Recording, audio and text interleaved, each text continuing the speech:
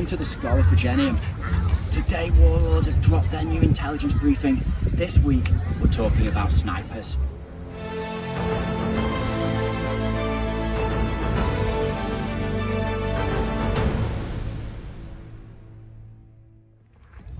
Right, so first things first, boys.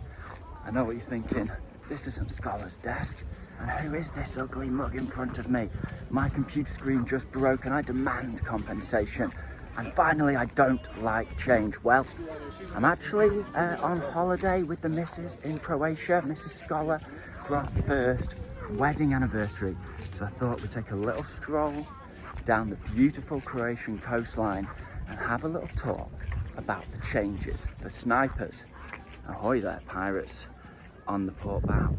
And if you're new to the channel, I'd encourage you to check out some of our other videos. I promise you guys, we don't normally have this kind of production value. Usually I try and make things a little more pretty and interesting than me wandering along, although can you get prettier than this beautiful Croatian coastline? Not really. This looks like a nice spot. Let's get stuck into the meat and potatoes of the video. Now, first things first, what's changed? Well, of course, as we already know, snipers, they no longer get the exceptional damage rule. That may seem like a little bit of a nerf, but overall, I'll tell you right now that I am very thrilled with these changes. Overall, snipers are going to be a lot more balanced, and you heard it here first. The curse of the sniper is over. These guys can shoot and operate a lot more consistently and have a lot more viable targets than they would have had in previous versions of bolt action. Now, straight up, what has stayed the same for snipers? Well, it's very straightforward. They still have a 12 to 36 inch range. What that means is if you select a target and you elect to use the scope, you don't declare that you're not using the scope, one might say, and then that target's within 12 inches, you will automatically miss the shot. And that's something that we're all used to and something that we agree with. But something that adds on to this is now if you decide to shoot all your weapons, unlike other weapons teams, the sniper team operates more like an HQ squad, where if you've equipped them with SMGs, if you're American, you've got pistols, something like that, everyone can fire every weapon if you elect to shoot without the scope. It just means you've got that little bit of extra firepower. You can go Black Hawk down on the opponent and kill them danger close and make your last stand, which is pretty cool. And with that, let's get into the meat and potatoes of the video, the changes that we have for the sniper unit. Now, first one I really enjoy, and that is that if you kill the sniper, the spotter can pick up his sniper rifle and continue to operate. He can continue to fight. There's no exceptional damage anymore, so if he passes that morale check, then he can keep going. And of course, the spotter is a trained sniper as well, so he doesn't suffer any additional penalties apart from the standard -1 to hit for being a sole weapons team. Now, you'll have to correct me in the comments, I might be wrong, but that I think is a new reveal for Warlord. I'm full of sun and wine, so I might be forgetting, but I don't know if we've had it confirmed up to this point, if that was the case. But yes, so as far as I can remember, that is a rule confirmation there, that you will suffer a -1 to hit if the loader of a weapon is killed, and that's probably going to pass over to artillery units as well, one would imagine. So therefore, if you've got one man loading and firing, washing and drying the dishes, you might say, then he's going to have an additional -1. So we've got more of those hit modifiers creeping in there. Now for me, I like this.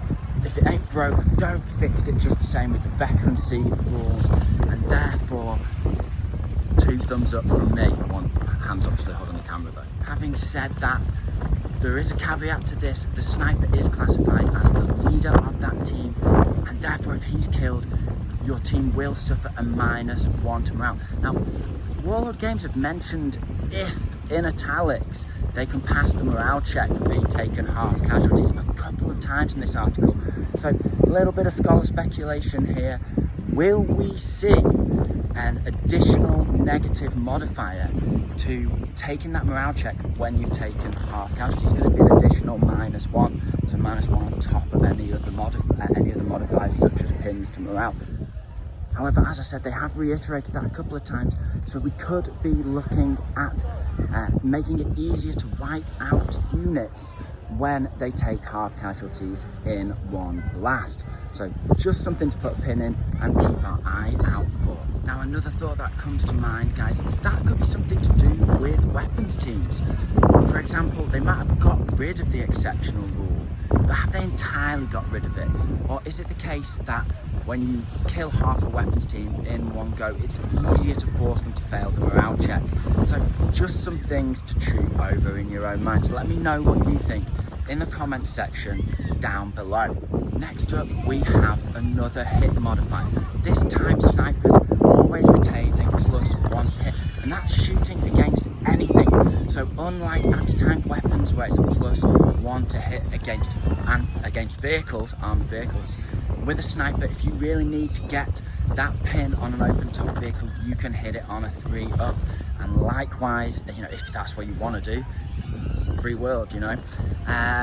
But that's by the main thing is that snipers retain their ability to essentially always hit on a 3-up. That's good news for Finnish snipers, and fingers crossed and toes that will actually retain our ability to hit on a 2-up if we get Finnish sniper special rules, which, as you guys know, I'm very hopeful for. But yeah, +1 to hit, that's great. With the removal of cover modifiers, that means that you're basically just operating business as usual. You're always hitting on that 3-up, and that's about as reliable as you could hope to get. It's only one shot, but it, you know, keeps snipers in the game. Now, where I see this being particularly useful is when we're trying to dig those anti-tank weapons teams out of cover. There's going to be a lot of them flying around. You can get 3 in a heavy weapons platoon. You can get another one in every rifle platoon. So, as we've said, and what I'm very excited about for my partisans and my Finns on a personal note, is having some pure infantry armies rocking about. Obviously, I'm excited about mass tanks as well, but for me, that's something I'm really looking forward to. And with these sniper rules, that's something I'm going to have to watch out for. If I want to spam those bazookas, spam those Panzerschrecks, then I'm going to have a lot of snipers able to take them out and outrange me. I'll have to get danger close, whereas those snipers popping shots from 36 inches away, they're going to have no problem killing off those bazooka teams as they dash and dodge up the board. So we're going to have to get them in those transports. Maybe utility cars aren't quite dead yet. So overall, that's very straightforward, simple change. Is it even really a change? It just basically keeps snipers operating as they always have. This brings me nicely on to the next change, which is that snipers ignore cover saves. I don't think anyone's falling off their chair when I say that. We all expected this, but yes, snipers ignore the new cover save. So essentially, they're hitting as well as they used to, and they're gonna just go straight. If you've got a weapons team dug into hard cover, they don't get that 4-up save. Snipers are getting pretty lethal.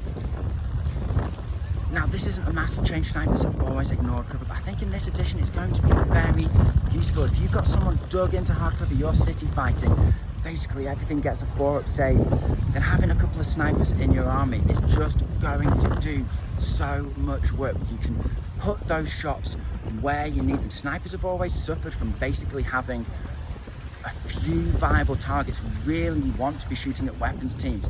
Yeah, you can shoot at infantry, but if you're shooting at veteran infantry, you kill them on a 5-up, it's not likely to do anything, even if you do hit. Whereas now, taking away that cover save really stops your opponent stacking the defense tech modifiers. You can't take veterans, stick them in hard cover, and basically be impenetrable to a lot of small arms fire if you go down. Now, do whatever you like, they're going to ignore cover. But one thing I have noticed is that it doesn't explicitly say it ignores the down modifier, but the down modifier specifically modifies the cover save. So for me, my interpretation is it ignores down and it ignores cover, and I think most of you would agree with me on that. If you have different thoughts, obviously hit us up with your reasoning, and we always love to be proven wrong. Of course, as I've said, I'm full of wine and sunshine today, so I might be getting a couple of things wrong, I might be overlooking or misinterpreting, and I'm always happy to be corrected in these videos. I do this for the community, and so as a community, we've got to have those conversations. Now the next change is my favourite part of the rule update overall, and that is that snipers now get +1 damage. Thank you, Warlord. What a move. Really, I think we all need this. This is the curse of the sniper manifest. You get that hit. If you're shooting at a veteran unit, what, you're going to kill 2 veterans over the course of a 6-turn game because it's a 5-up to kill them. Now, veterans die on a 50-50. Inexperienced die on a 2-up. So those inexperienced weapons teams, you know, you want to spam inexperienced weapons teams, be my guest, but snipers are going to make easy work of them. And it makes regulars vulnerable, but also viable. I think regulars needed a boost. Inexperienced save you a lot of points. Veterans are hardcore, and regular kind of, you know, they're there. They can do things, they can take objectives, so on and so forth. But often there's not a massive encouragement to take them. But now regulars do have a slight more survivability in weapons team form against snipers. It's not guaranteed they'll die. They have to get a 3-up to hit if they've not been pinned, followed by a 3-up to wound.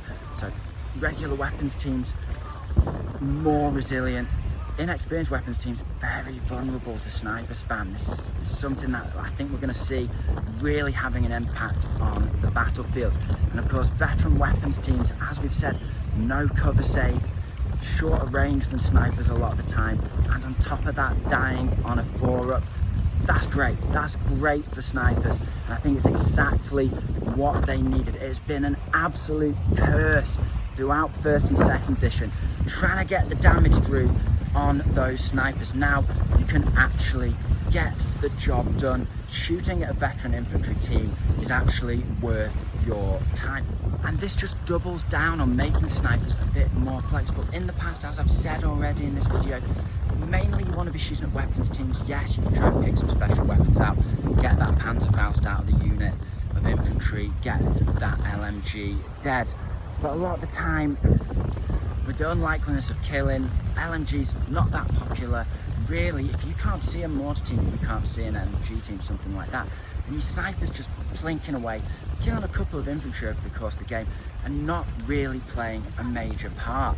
But now, snipers, anything's viable. You've got a 4 or 5 man unit hanging on to an objective. Sniper can start really harassing them and clearing them off that objective. So with this change, it gives snipers that flexibility, the viability to shoot basically any target you need. I'm happy to trade off the exceptional damage rule personally to have a more consistent unit that can target what I need when I need it, and I think it's going to bring a lot more tactical and strategic depth in terms of positioning and so on and so forth. And finally, we have a little change. Doesn't seem like much, but actually there's some devil in the detail, and it wouldn't be a Warlord intelligence briefing if my buddy Marcus wasn't sneaking some Easter eggs in there for us all to discover. Now in this case, there's a sort of exceptional damage light. You can pick the NCO out of an infantry unit, but not only that, you can pick it out of a weapons team. So if you're having a sniper duel, you can shoot their sniper, which is the unit leader, which is going to give them an additional -1 to run away. And with the rally rule being so powerful now, you can clear all those pins. If you want to make sure a unit is continuously suppressed, then you can take that NCO out and they're going to be dragging that pin around like a ball and chain. So that's going to be very useful in my eyes, more useful than in the past. Back in the day, killing an NCO, yeah, it's a bonus pin, but they're already carrying pins a lot of the time and it's just one in the mix. But now it lets you keep that unit suppressed permanently, as it always has.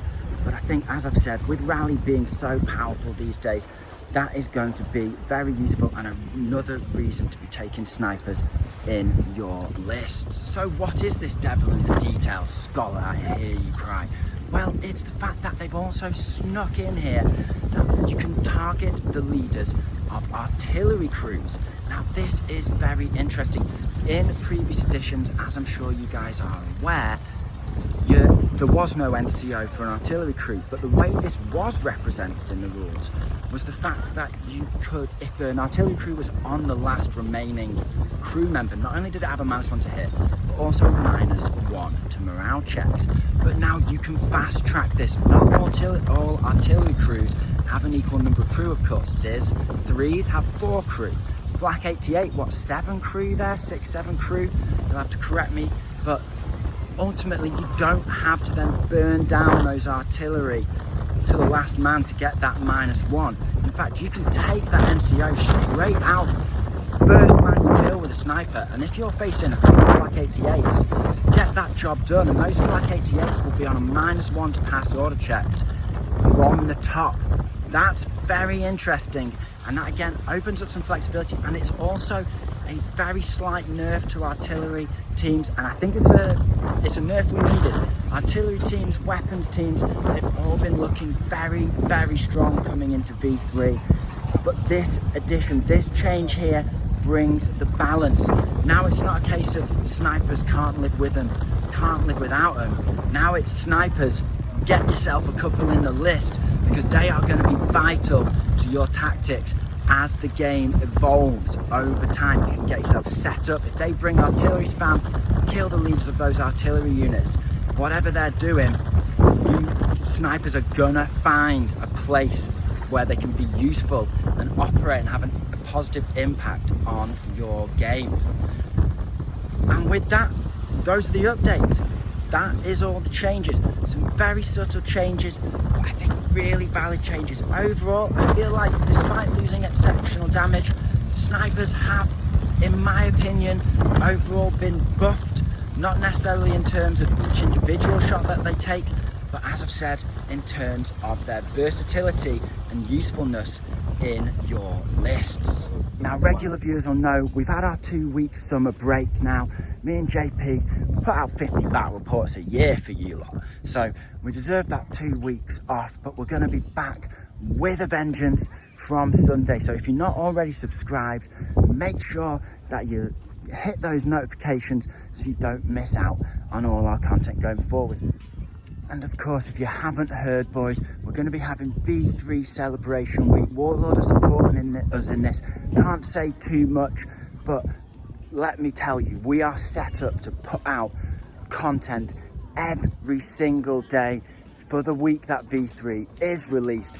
We're going to have battle reports so you can get painting your new MG spam, get painting your new mortar spam, and have that quality content so you can learn the game as you're doing that, so you can get stuck in straight away with your mates, with your gaming crew, and start enjoying what is going to be the best version of bolt action we have ever played. So with all that being said, I've got to get back to Mrs. Scholar now, so I hope you found this video interesting and entertaining. This has been the Scholar Progenium. Thank you very much for your time. Goodbye.